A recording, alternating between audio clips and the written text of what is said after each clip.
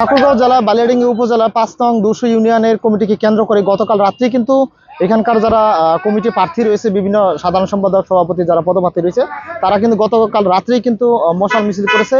এছাড়াও আমরা যেটা লক্ষ্য করেছি যে এখন পর্যন্ত যে তারা অনির্দিষ্টকালের জন্য যে হরতাল দিয়েছিল, সেই হরতাল কিন্তু চলমান রয়েছে। এবং আমরা যদি একটু দেখানোর চেষ্টা করি আপনাদেরকে যে এখানে কিন্তু বাঁশ দিয়ে বা কলা গাছ দিয়ে বিভিন্ন জিনিস দিয়ে কিন্তু এখানে আটকিয়ে রাখা হয়েছে। এছাড়াও আমরা দেখতেছি রাস্তার দুই পাশে যারা জনগণ রয়েছে, সাধারণ পাবলিক, তারা কিন্তু এই পাশ থেকে ওই পাশে যাইতে পারতেছে না, ওই পাশ থেকে এই পাশে আসতে পারতেছে না। শুধুমাত্র যারা চিকিৎসা বা রুগী রয়েছে সেবা নিচ্ছে, তারাই শুধুমাত্র যাওয়া আসা করতেছে। আমরা বেশ কয়েকজনের সাথে কথা বলেছিলাম এখানকার ইউনিয়ন সভাপতি, সেক্রেটারি সাথে। তাদের দাবি একটাই যে তারা পকেট কমিটি চায় না, তারা নির্বাচনের মাধ্যমে মূলত কমিটি চায়।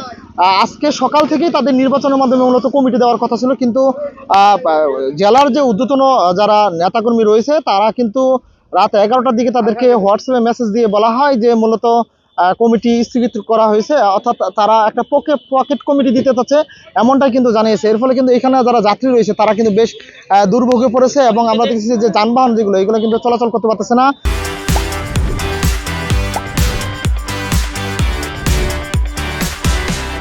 এই রাস্তার মধ্যে যে ব্যারিকেড, সেটা কিন্তু ব্যারিকেড দিয়ে দেওয়া হয়েছে। এবং আমরা দেখতেছি যে সাধারণ জনগণ যারা রয়েছে তারা বিশেষ করে কিন্তু বেশি দুর্ভোগে পড়েছে। আমরা যদি একটু জানানোর চেষ্টা করি যে আপনাদেরকে, যে কয়েকজন যদি স্থানীয়দের সাথে আমরা একটু কথা বলি, তাহলে হয়তো জানাতে পারবো যে তারা যে দুর্ভোগের পড়েছে সেটা। এছাড়াও যদি আমি একটু বলে রাখি যে আপনাদেরকে, যে স্থানীয় যারা নেতাকর্মী রয়েছে তাদের সাথে আমরা কথা বলেছি, তারা আমাদেরকে যেমনটা জানিয়েছে যে মূলত যে দুর্ভোগ এখানকার, তারা মূলত তাদের কমিটি চাই, কমিটি দিয়ে দিলেই তাদের যে হরতাল সেটা তারা প্রত্যাহার করবে। এছাড়া যতদিন পর্যন্ত কমিটি না দেওয়া হবে ততদিন পর্যন্ত তাদের এই হরতাল অব্যাহত থাকবে, তেমনটাই জানিয়েছে।